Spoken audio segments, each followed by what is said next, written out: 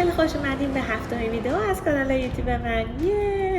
اول از همه این که مرسی از اینکه ویدیوهامو میبینین، برام کامنت میذارین، لایک میکنین، واقعا اینا بهم انرژی میده. خیلی خیلی ازتون ممنونم. خب حالا بریم سراغ تتاک امروزمون. تتاک ویدیو امروزمون خلاصه تتاک آقای متیو ریکارد هست که در مورد The Habits of Happiness هست، یعنی عادات خوشحالی یا شادی.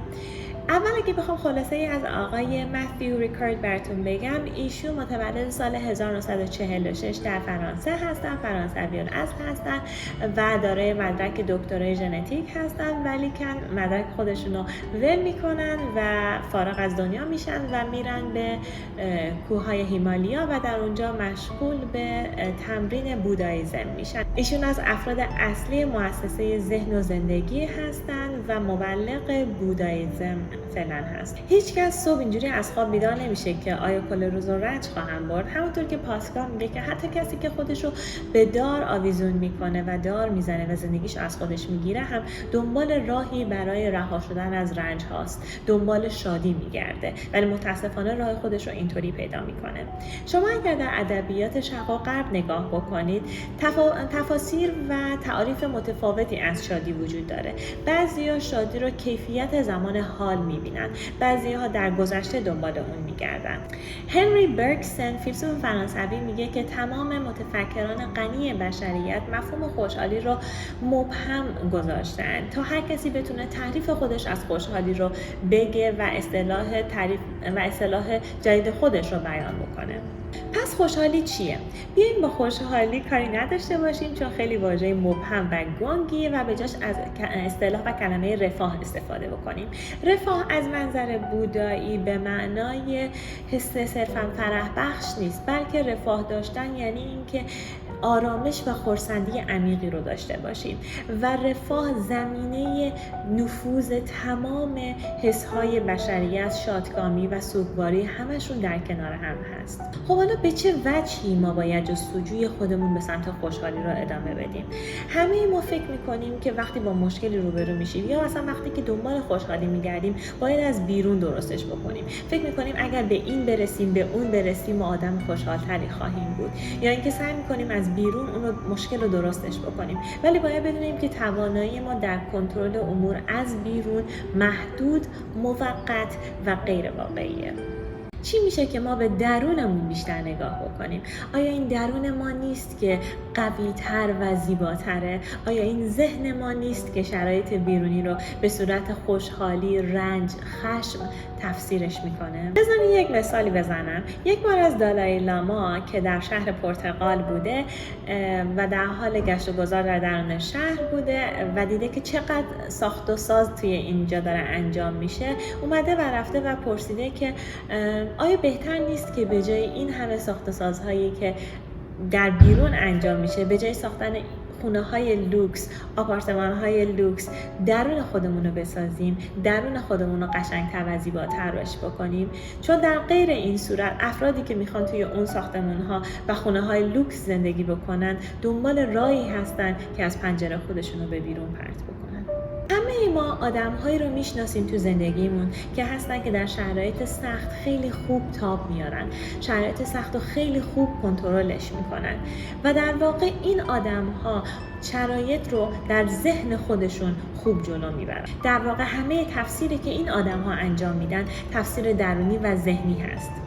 حالا سوالی که هست اینه که چطوری میشه که شرایط خوشحالی درونی رو افزایش بدیم؟ چطوری میشه که ما بتونیم عمیقاً و دروناً بیشتر خوشحال باشیم؟ لازمش تجربه هست که ما تجربه های مختلفی رو انجام بدیم، این که به شناخت بهتری از خودمون برسیم، که متوجه بشیم که در چه شرایط هست که ما خوشحالی رو عمیقاً و بهتر درکش میکنیم. حس‌هایی مثل خشم، مثل تنفر، مثل حسادت، وقتی درگیر این حسا میشیم ما نه تنها خوشحالی رو در درون خودمون حس نمی‌کنیم، بلکه خوشحالی آدمای اطرافمون رو هم ازشون میگیریم.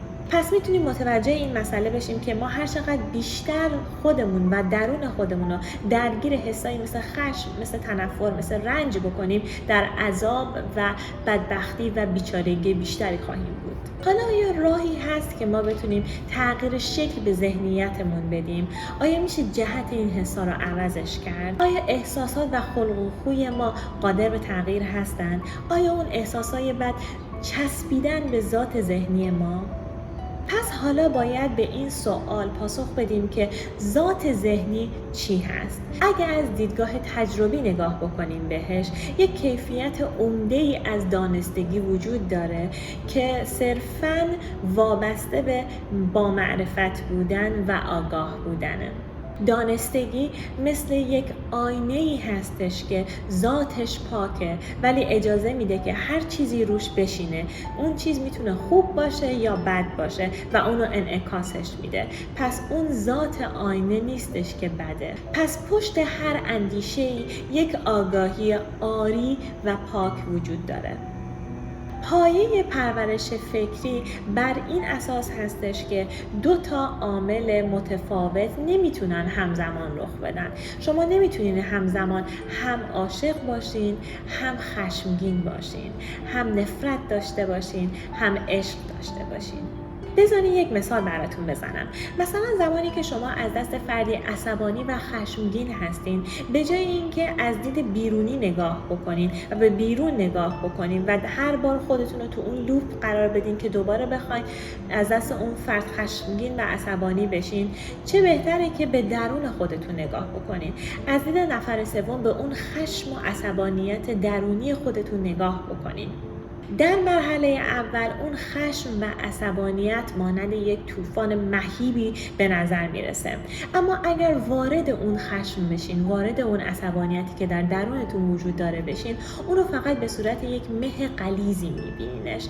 هر چقدر که بیشتر این عمل رو تکرار بکنین، اون مه غلیظ کم رنگ و کم رنگ تر میشه و به یک جایی میرسه که وقتی که خشمگین و عصبانی میشین از دنیای اطرافتون، اون خشم و عصبانیت مثل یک پروانه‌ایه که توی آسمون شما داره پرواز میکنه. یعنی گذر کردنش رو حس میکنین و میبینین ولی اون شما رو به هم نمیریزه. اما آیا این میشه؟ آیا این پروسه شدنیه؟ آیا ما به اون لول میرسیم که بتونیم فقط خشممون و عصبانیتمون رو نگاهش بکنیم و فقط گذرش رو مثل یک پروانه، مثل یک حشره کوچکی حسش بکنیم؟ این شدنیه. این همون چیزیه که ازش به عنوان مراقبه یاد میشه. حالا بذارین براتون بگم که دانشمندان متوجه شدن که هر بخشی از مغز که بیشتر باهاش کار بشه تکامل پیدا میکنه و رشد پیدا میکنه. یعنی چی؟ یعنی مثلا یک ویولونیست، کسی که ویولون مینوازه، اون بخشی از مغزش که در ارتباط با دستاش هست که بتونه اون ویولون رو بنوازه قوی‌تر شده، تکامل بیشتری پیدا کرده نسبت به بقیه بخش‌های مغزش. حالا این سوال پیش میاد که آیا ما میتونیم همچین کاری رو با صفات انسانی انجام بدیم؟ آیا ما میتونیم که خشم خودمون و تنفر خودمون رو کنترلش بکنیم؟ بذارین یک مثال براتون بزنم. چند تا از مدیتیشن کننده های معروف که تمام عمرشون رو صرف مدیتیشن و مراقبه کرده بودن رو آوردن دور هم جمع کردن و از اونها خواستن که ذهنشون رو در حالتی روی به غیر از مهربانی و شفقت قرار بدن و این نتیجه‌ایه که مشاهده می‌کنیم. همونطور که مشاهده می‌کنید، چیزی که متوجه شدن اینه که آدمایی که از سمت چپ مغز خودشون بیشتر استفاده می‌کنن، توانایی بیشتری در بیان احساسات خودشون و استفاده از کلمات خوب و مهربانانه برخورد کردن با دیگران دارن.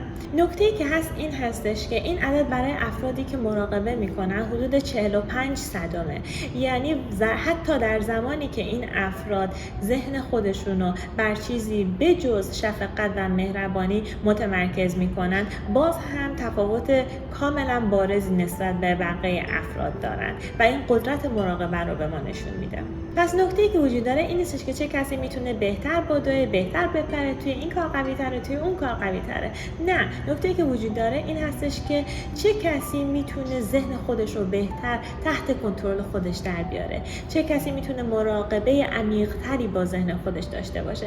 این مسئله هستش که اهمیت داره، چون این مراقبه کردن روی کیفیت زندگی و لحظات ما تاثیرگذار خواهد بود.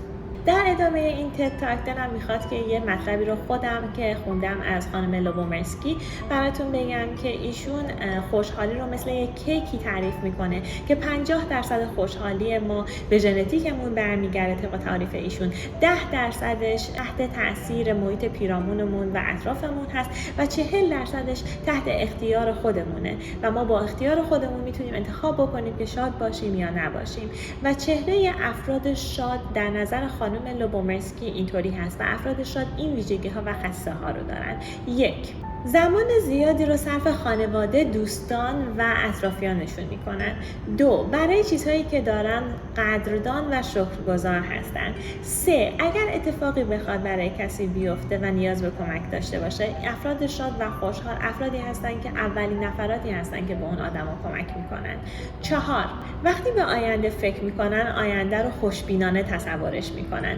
5. قدر مواهب زندگیشون رو میدونن، یعنی حتی وقتی چایی که دارن میخورن رو با لذت میخورن. 6. در زندگی برای خودشون اهداف بالایی دارن. اهداف بالا منظورم کمک به بچه‌های بی سرپرست برای تحصیلشونه یا کاشتن درخت و اینجور چیزها هستش. 7. خواهان کمک به دیگران و مبارزه با فساد مالی هستند. 8. زمان مواجهه با مشکل دنبال راهکار هستن و زانوی غم بغل نمیگیرن.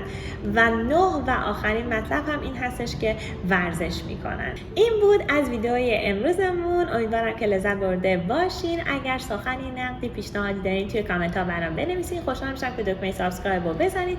و حالا سوال من از شما اینه که تعریف شما از خوشحالی چیه؟ امیدوارم که خوب و خوش باشین و تا ویدیو بعدی خداحافظ.